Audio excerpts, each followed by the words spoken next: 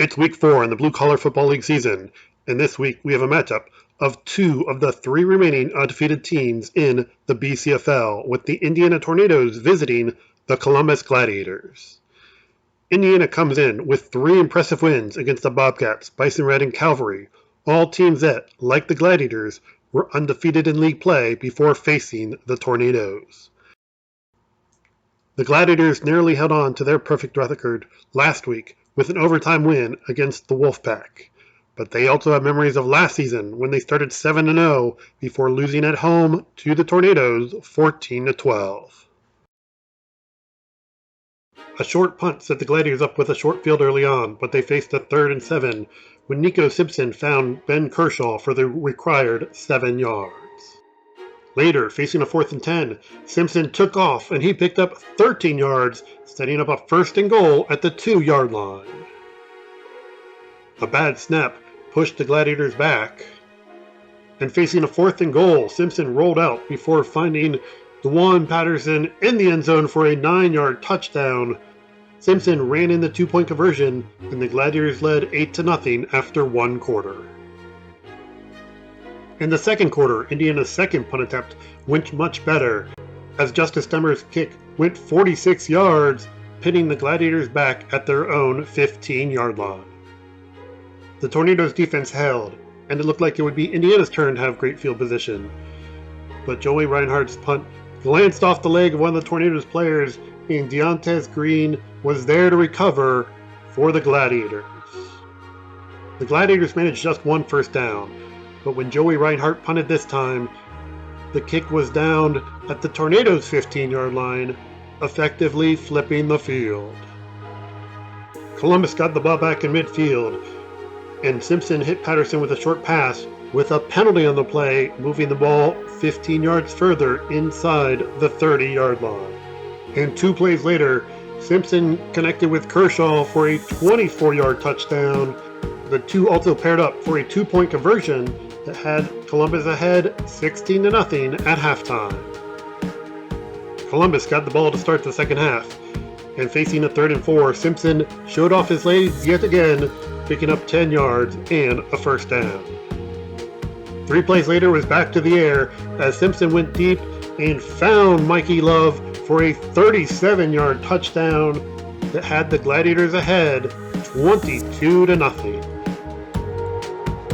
Missing some key players, the Tornadoes' offense continued to struggle in the 3rd quarter, but their defense wouldn't quite let the Gladiators run away with things. And late in the quarter, Indiana finally broke through when Derek Motley blocked a punt, picked it up at the 40-yard line, and ran it in for a touchdown, making the score 22-6. But Columbus was able to answer in just 4 plays.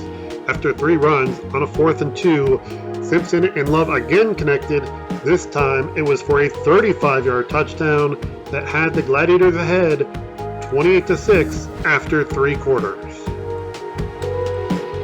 In the 4th quarter, the Tornadoes moved some players around, and with Sergio Holston at quarterback, he went ahead 20 yards down to the Gladiators' 30-yard line. 2 plays later, Gabriel Abraham took the handoff. He went through the Gladiators' defense and made his way ahead for a 26-yard touchdown, making the score 28-14 in favor of the Gladiators.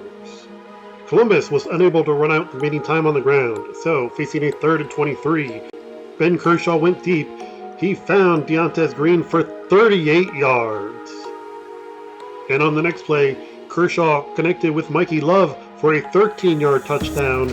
It was Love's 3rd touchdown of the game, all in the second half, and the Gladiators led 34-14. Abraham came up with one more nice run on the last series of the game, this time pushing his way through the defense for 31 yards.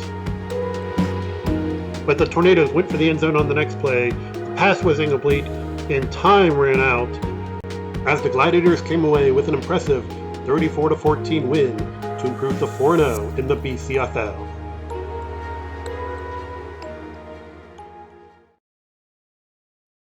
Simpson completed 17 of 26 passes for 191 yards and 4 touchdowns in the game. He was also the Gladiators' leading rusher with 6 carries for 36 yards. Love had 7 catches for 106 yards and 3 touchdowns, while Kershaw was 2 for 4 passing with 51 yards and a touchdown, and had 4 catches for 45 yards and a touchdown. Jaquan Butler led the defense with 8 tackles, while Deontez Green had 7 tackles, 6 of them solo, 2 tackles for loss, 2 forced fumble, 1 fumble recovery, a pass breakup, a sack, and caught the 38-yard pass at the end of the game. Abraham led the Tornadoes offense with 6 carries for 66 yards and a touchdown. He also had a 12-yard catch in the game.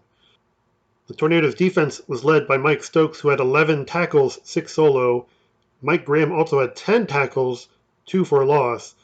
And Angel Russell had 5 tackles, 2 for loss, 1 sack, and 1 pass breakup.